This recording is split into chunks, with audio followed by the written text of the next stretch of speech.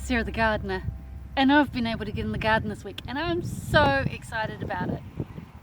It's been a long time coming and boy did it feel good. I decided not to mow the grass. Normally that's the first thing I do because it always makes it feel so much more in control and orderly when you mow the grass. But we have so much grass that it's all I managed to get done. So this time I took down the old peas because they were pretty much dead. So that's a pretty good reason for taking down the peas. And I've enriched the bed here for the garlic. I don't know if my onion's big enough to go in this weekend because it's the summer solstice. No, well, for some people it's the summer solstice. For us it's the winter solstice. And so that's when you plant the garlic and onion when you're here. Plant it on the shortest day and harvest it on the longest. My garlic is probably good to go in, but the onion's still just a little bit too small. I'll start hardening it off so that it can get used to the weather rather than the pampered comfort of the greenhouse, but it will still grow, and then when it is big enough it'll go in the ground. But for now it's still a little bit early, but that's okay. I'm not too worried. I've pulled out the beans and what was there of the beans. I hadn't weeded it properly after I pulled the crops out, so I've pulled out and dug over the soil and I put in a mustard cover crop. The soil in the bean bed will be nicely enriched because the beans have nitrogen fixing nodules on their roots, so it'll be a nice rich soil. But the thing that's going in there next is potatoes, and so I thought the mustard crop would help to alleviate any diseases in the soil because they're like tomatoes, they're in the same family and at risk to things like blight and other fungal conditions. So the mustard should hopefully sort it out if it grows. Might be a bit cold, but we'll see. Never know. So we'll give that a whirl. There's nothing like giving things a go, but what I thought I'd do this time is I have a bit of a dilemma that I thought you might be able to offer me some insight on. So let me share my little dilemma. So this is my little dilemma. I run my crop rotation system on these signs. A few years back, I sat down and I figured it all out for once and for all so I wouldn't have to think about it again. And then I made all these little signs, and all I have to do is move them, and then I know what to plant. Now my peas are nitrogen fixers, and it's easier to harvest them in long beds, so it makes sense to put them in there. So the peas fix nitrogen in the soil, and they follow what was in here, which was the tomatoes, and it's soon to be the onion and garlic, which clean up all the crops in theory. And then this is where the onion and garlic was last year, and I've planted cover crops in there just to give it a bit of a lift. I mean, you saw the rust in my garlic last summer. Oh my gosh, it was so heartbreaking. It's not happening this year. And then over in this other long bed is my squash, because it's really good to grow them longwise. Gives them a chance to stretch out if you just do a little bit of training. So the only reason they're in this little mini crop rotation cycle is because convenience of being in a long bed. But what I've done in here, I've planted, this isn't grass or weeds or anything, this is actually wheat, and I use it to grow straw for a mulch. So I'm not using it for the wheat itself, but for the stalks. See, but the thing is, I think I made a mistake because I can't put the peas in here too late in the season because it holds up the tomatoes. So they need to go in here early in the season. So this is where they'll be for the next incoming season. But the thing is, the wheat probably won't be ready.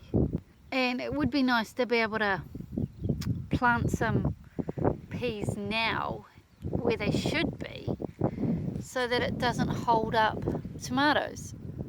But I could plant some now and get away with it, and it will be touch and go. So there's a dilemma. Also, it would seem, asparagus peas are not only frost tolerant, but maybe more of a perennial than anything else. They are absolutely, they actually look better now than they did in the height of summer. They are absolutely flourishing, and they've had quite a hard frost or two on them, and they're still looking bountiful. But then if you look at it, the leaves are fuzzy, so that indicates that they're good at shaking off the frost. So interesting. So if they are perennial though, I don't really want them growing in the middle of my soon to be tomatoes, so I may need to put them in a bed of their own. They are interesting in, are they? The question is, are they interesting enough to give space to? I did like them if you get them early. Otherwise they're quite stringy. See, there's another dilemma. What do I do with these? Okay, so that's one of my crop rotation cycles.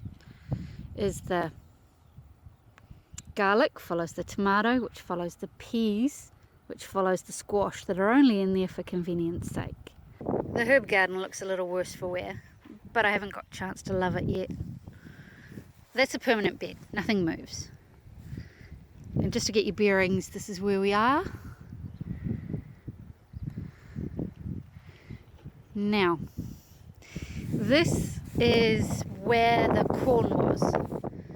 And because it's quite a hungry nitrogen crop, I planted lupin and all sorts of mustard and bits and bobs in there, and then I buried them in under. So the soil, underneath the soil, there's a lot of nutrient building going on as the cover crops enrich deep down in the root zone.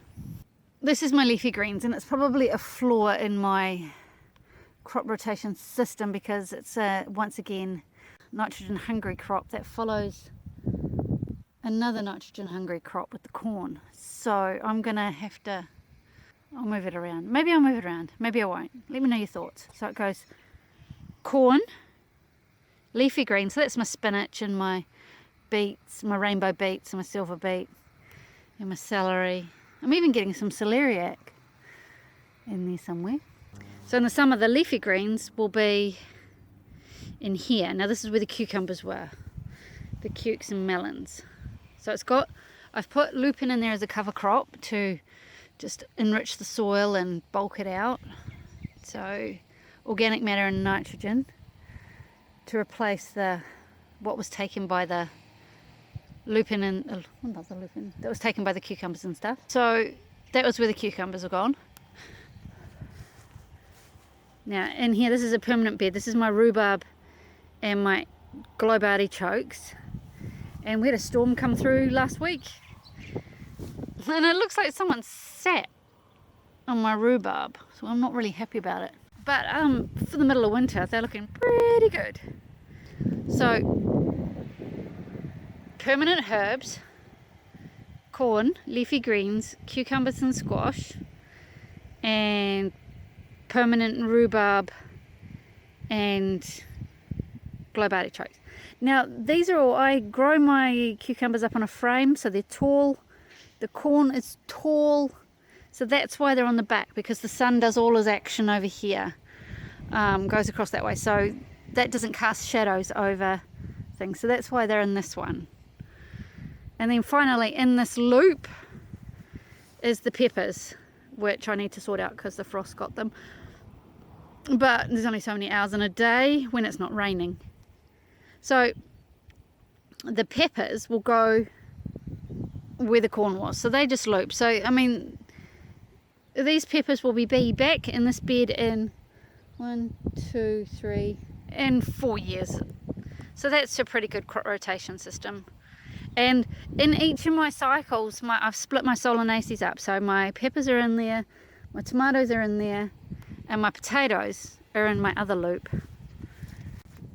Alright, so my potatoes were here, and they,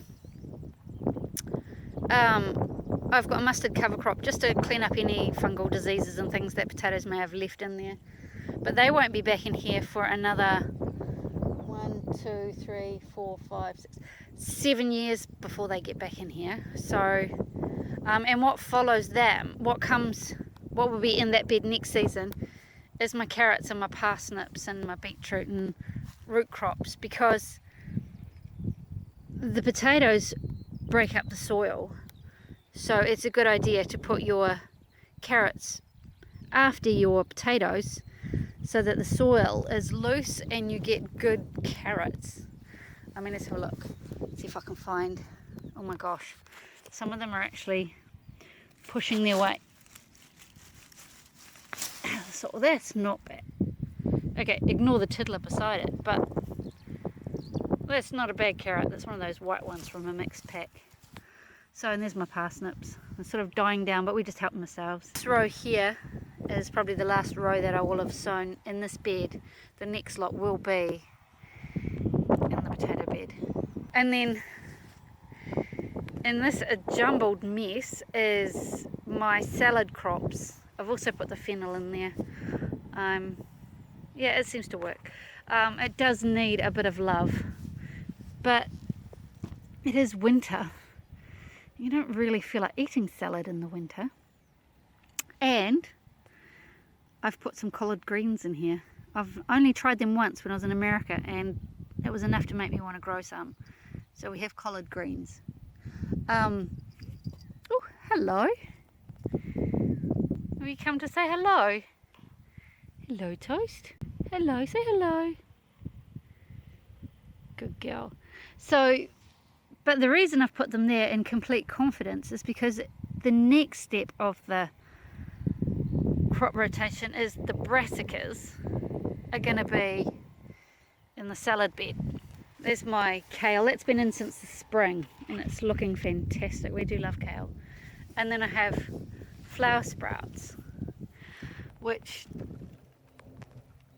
along the stem, that's been great harvest, and they just seem to keep coming back. So, and they're pretty substantial. I'm enjoying these. And then I've got broccoli, and there's kohlrabi in there and all sorts. Yeah, when you're sowing the cover crops, you've got to go careful that you don't sow them in the beds where the broccoli is going to grow if it's mustard, because it's in the same family and you could introduce diseases like club root and all sorts of things. So don't use a mustard seed cover crop before your brassicas, or you will invite trouble. And then from there, this was my overflow bed. This had tomatoes and peppers and some herbs and eggplant. There's all sorts of bits and bobs in there, okra and peanuts. Just unusual things went into this bed, or things I couldn't fit anywhere else but really wanted to have. I've got to fluff this up because it is going to be my onion overflow bed, which is what that was last year. So that's the onion overflow. And that'll have things like my elephant garlic and shallots and onions I can't fit in over there.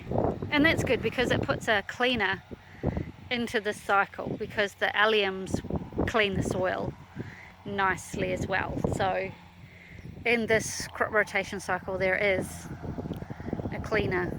And then this is my onion overflow bed, and I really do need to start eating some leeks because they're pretty impressive. They're really sweet and really delicious. And then I've got some spring onions in there, but they need eating as well. But it's not really salad season. There's a lot of them. And this bed is a mess because it's become a bit of a dumping ground. So we have broad beans. Now, I said I wasn't going to grow these again because we don't actually like them. But I'm going to give them another go. Especially after I got a recipe put through on my blog the other day that just sounded too good to be true. So we'll try again. What are you eating? You're eating the grass. And the reason the beans are here are because what we're going to do is this is going to be the bean bed. Currently the beans are over there. No, don't do what I think you're going to do in my bean bed, because that is where I planted the mustard seed. Because what's coming in here next, it was beans, but what's coming in here next are the potatoes. So we've done full circle. And this is my teaching garden.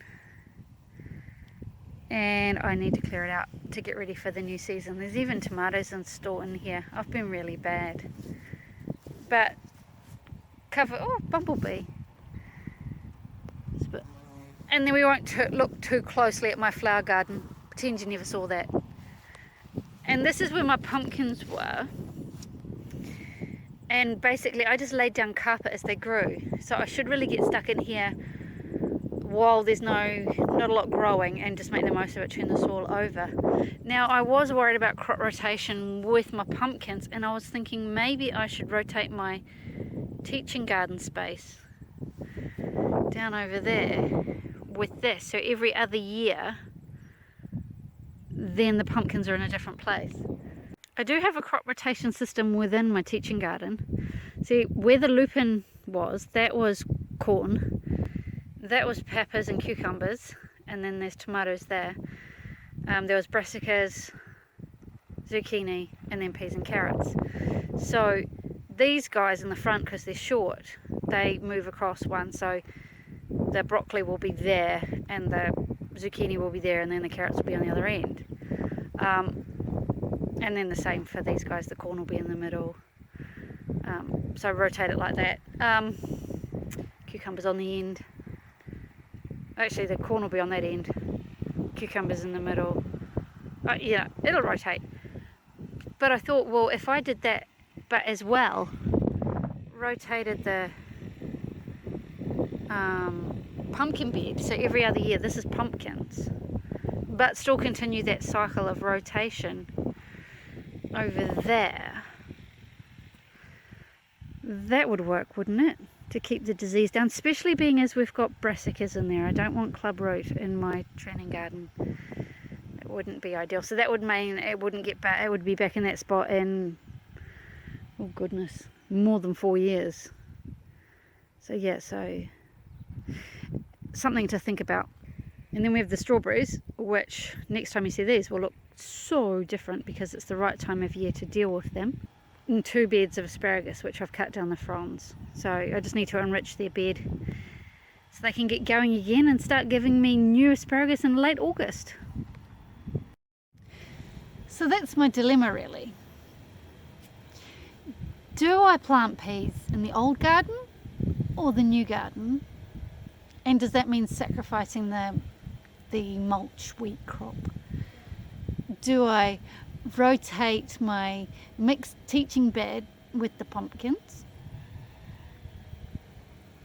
And should I move my leafy greens to somewhere else in the system so they're not following on, so the corn's not following on after that? Crop rotation is so confusing. I think I've got the basics of it ironed out, but it does take a lot to get your head around it. And I'm sure there are aspects of it that I haven't taken into consideration, but I'm impressed that I just got this far. So when I rotate my crops, all I do is move my signs. All change. Makes it so much easier when you're trying to think, but sometimes when you start to think, you're like, really? But there has been progress in the garden, and I've got my hands dirty, and I feel towards getting ready towards the new growing season, which, to be honest, isn't really that far away.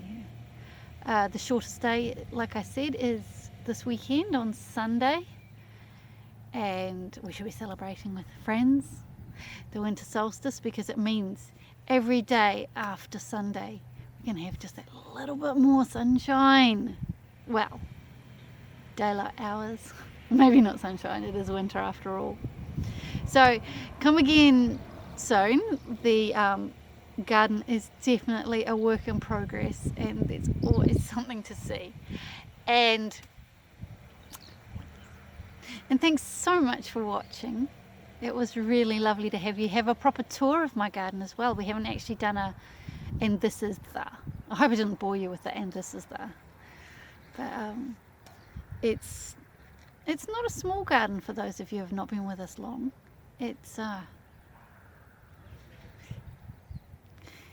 ever expanding one, but don't tell anyone, especially hubby the ungardener. he does my digging. So thanks again, and I'll see you next time. Take care.